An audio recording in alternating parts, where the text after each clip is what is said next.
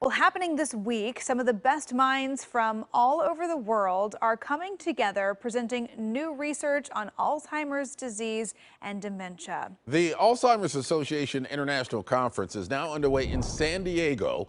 Local researchers are among those gathering to showcase new studies and pave the way for better treatment for millions of Americans. Chris Madden is with the Alzheimer's Association of Oregon and Southwest Washington. He joins us live from San Diego. You're at the conference now. Good morning. Good morning. Thanks for having me. Talk about the importance of this conference. What's happening at this conference this week?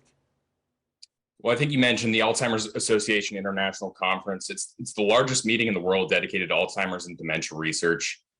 This year, we have about 5,000 attendees here in San Diego and about 4,200 digitally. It's a great opportunity for these leading researchers from across the world to come together, share what they're working on, including researchers from over 100 countries this year.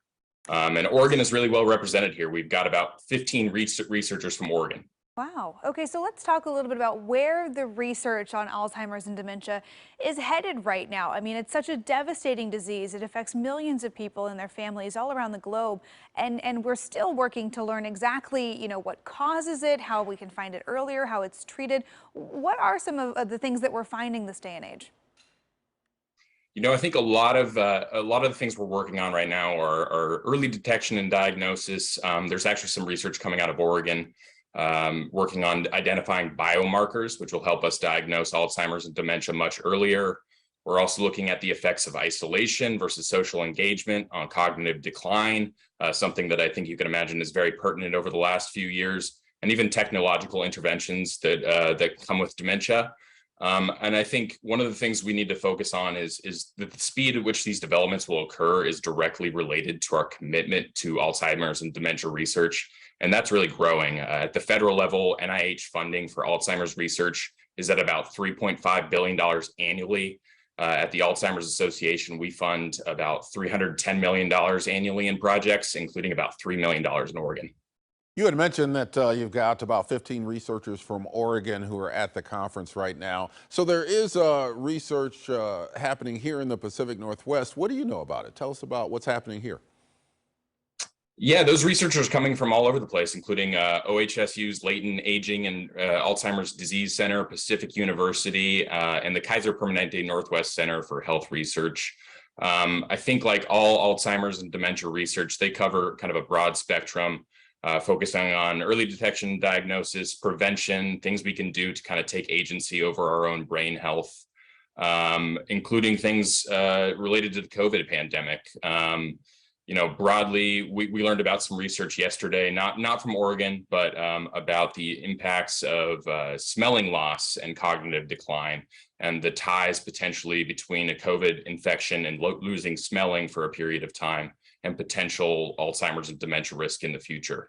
Obviously, in the research world, 2 years isn't a lot of time, even though we feel like we've been in this pandemic for a long time. So a lot more research to be done on that, but something definitely to consider going forward.